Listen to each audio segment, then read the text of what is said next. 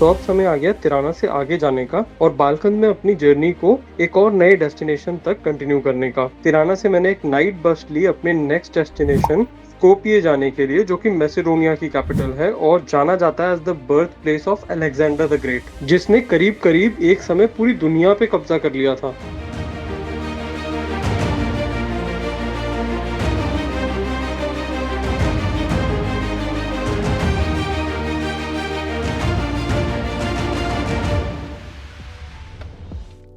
Finally सुबह हो गई है और मैं जा रहा हूँ सिटी सेंटर में एक सिटी टूर लेने के लिए। यहाँ पे करीब करीब 2 डिग्री राइट नाउ, काफ़ी ज़्यादा ठंड है और दोपहर में it's expected to go up to maybe 8 degrees. हल्की हल्की बारिश भी हो रही थी रात को। इमिग्रेशन पे मेरा एक्सपीरियंस एक बार फिर खराब रहा। लैंड बॉर्डर्स पे हमेशा कुछ ना कुछ land borders are much more dicey than the airports. बहुत ही फनी इंसिडेंस हुआ एक्चुअली, मुझे हंसी आ रही है, रादर गुस्सा तो नहीं आ रहा डेफिनेटली। तो जो बस थी उसके अंदर टोटल केवल 6 ही पैसेंजर्स थे। 3 इंटरनेशनल लोग थे, जिनमें से एक मैं था इंडिया से। अल्बेनियन साइड पे तो बहुत सिंपल था, उन्होंने बस हमारे पासपोर्ट्स लिए, हमें बस से भी नहीं उतरना पड़ा, स्टैंप लगा के 2 मिनट में उन्होंने वापस दे दिए। दूसरी साइड पे जब गए, मतलब 200 मीटर आगे गए, तो जिस कंट्री में हम जा रहे थे मैसेडोनिया, उसका बॉर्डर गार्ड से उसका पासपोर्ट कंट्रोल था, तो उन्होंने सबको नीचे उतारा। 3 जो अल्बेनियंस थे वो पहले आगे लगे हुए थे, उनका नेशनल आईडी कार्ड लिया और उनको ओके कर दिया। फॉरनर्स में सबसे पहला मैं था, तो मेरा पासपोर्ट देखा, इंडिया, आपस में बोलते इंडिया इंडिया, तो उन्होंने कहा ठीक है आप जो, उन्होंने मेरा सारा पासपोर्ट साइन किया, मेरे सारे वीज़ा वगैरह देखे, फिर बोला कि आप साइड में आ जाओ। मेरा चेहरा देखती रही एक लड़की थी, उसने फिर फाइनली मुझसे पूछा डू यू स्पीक इंग्लिश, मैंने कहा हाँ आई स्पीक इंग्लिश, और उसे थोड़ी बहुत इंग्लिश आती थी, बाकी किसी को इंग्लिश आती नहीं थी। मुझे अंदर पुलिस का एक कंट्रोल रूम टाइप बना हुआ था, बूथ बना हुआ था, वहाँ भेज दिया। उन्हें यकीन नहीं हो रहा है पासपोर्ट मेरा है, मतलब पासपोर्ट किसी और का और मैं कोई और हूँ, और मैं डेफिनेटली मेरी इंटेंशन जो है यहाँ से गायब होने की है, ऐसा कुछ उनके मन में चल रहा था।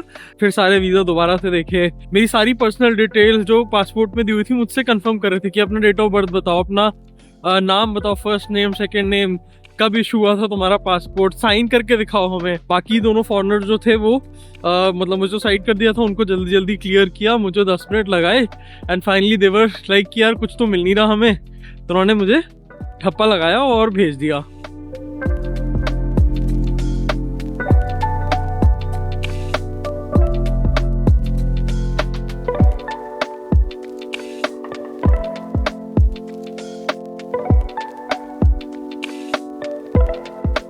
ये साहब आज के सिटी टूर पे हमारे गाइड होने वाले हैं और ये मैसेडोनियन हिस्ट्री में पीएचडी हैं और ये अपनी टीचिंग जॉब से रिटायर होकर फुल टाइम गाइड का काम कर रहे हैं and he truly loves his job. और इस टूर पे हम केवल 2 ही लोग इनके ग्रुप में हैं।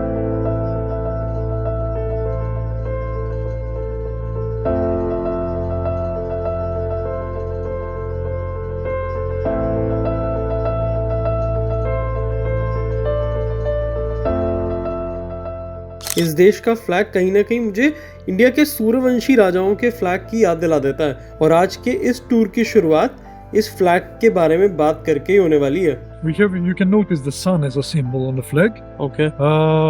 The sun is important for us in many ways.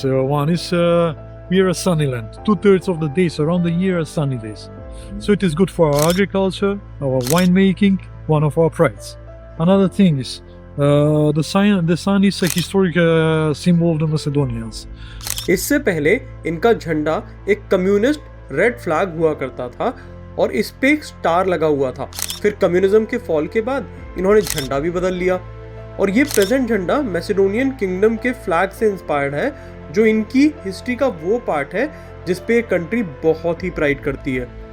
इनकी कम्युनिस्ट हेरिटेज का असर इनकी भाषा पर भी दिखाई देता है, जो कि अब सिरिलिक स्क्रिप्ट में लिखी जाती है, वही स्क्रिप्ट जिसमें रशियन भी लिखी जाती है, पर ओल्ड मैसेडोनियन एम्पायर में ये ग्रीक अल्फाबेट में लिखी जाती थी, जो ग्रीस में आज भी यूज होती है। It's a phonetical alphabet, so it means one letter covers one sound.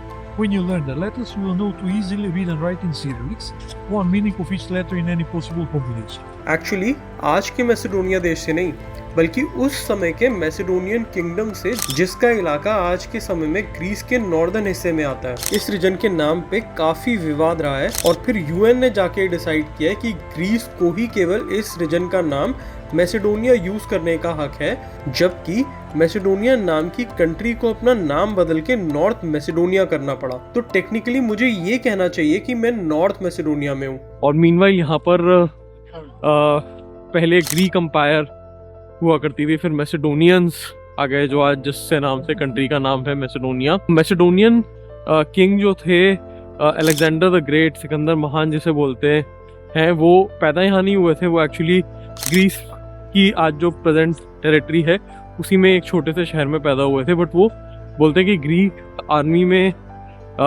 General थे और वो इतने पावरफुल हो गए और उनका कॉन्फिडेंस और उनकी अपनी फॉलोइंग इतनी बढ़ गई कि उन्होंने अपने आप को मैसेडोनिया का राजा डिक्लेयर कर दिया। और फिर एज द स्टोरी गोज उन्होंने पूरे दुनिया को कब्जा कर लिया और इंडिया तक पहुंच गए थे वो, जहां पौरुष ने उन्हें हराया और फिर वापसी जाते हुए उनकी मृत्यु हो गई और वो खाली हाथ इस दुनिया से गए।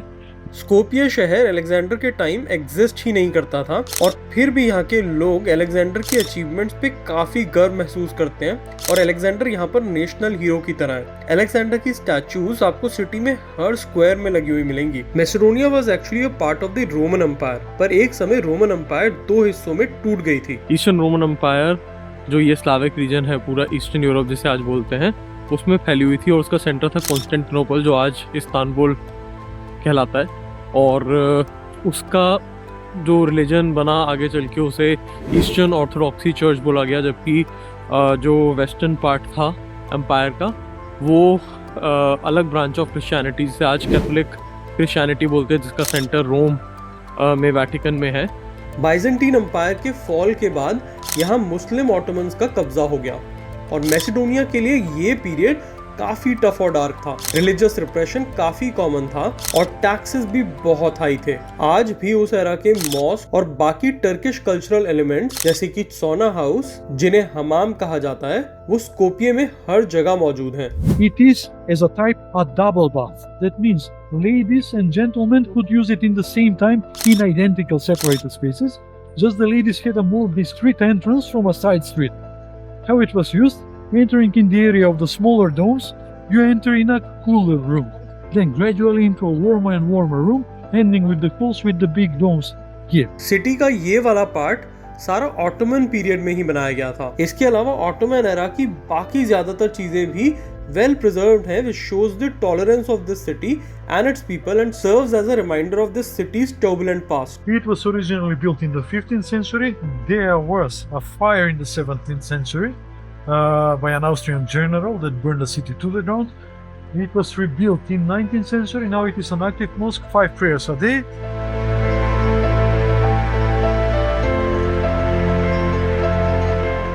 यहाँ पर उस जमाने का टर्किश बाजार आज भी मौजूद है और हम इस बाजार में ट्राई करने वाले हैं कुछ टर्किश पकवान।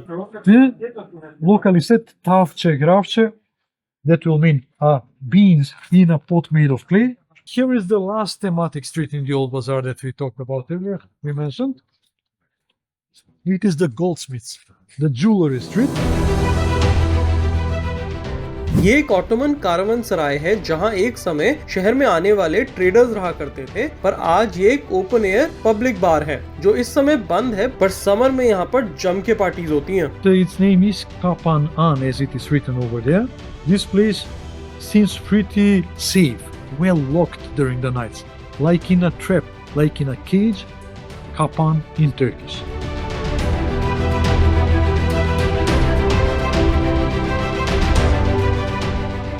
तो इस ब्रिज को बोलते हैं ब्रिज ऑफ स्कल्पचर्स और ये Varga river, right? On the Varga. Varga river, Varga river जो मेन रिवर है सिटी की, 400 किलोमीटर लंबी है, पूरे कंट्री में फ्लो करती है, उसके ऊपर बनाया गया है। एंड ये सब बेसिकली पूरे यूरोप के जो भी डिफरेंट एरास के डिग्निटरीज हैं उन सबको रिस्पेक्ट करते हुए उनकी स्टैचूज इंस्टॉल करी हैं।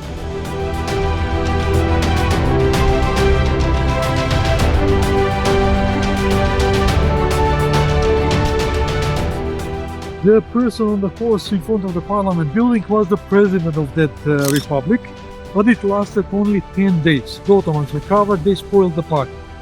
Then we have the end of the Second World War over here, this meeting. The Anti-Fascist Assembly of the People's Liberation of Macedonia.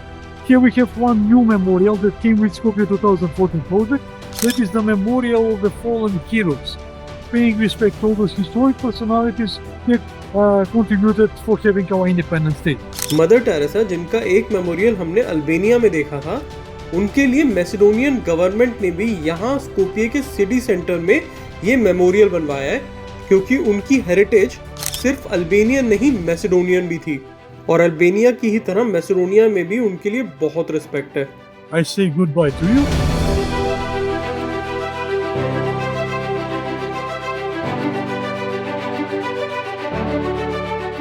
अगर आपको मैसेडोनिया का ये क्विक ट्रिप पसंद आया हो, अलेक्जेंडर और मदर टेरेसा का ये देश आपको अच्छा लगा हो, तो जल्दी से एक लाइक दबा के YouTube को बता दीजिए और मेरे साथ दुनिया घूमने के लिए सब्सक्राइब कीजिए और देखते रहिए अक्षर डिस्कवर्स द वर्ल्ड।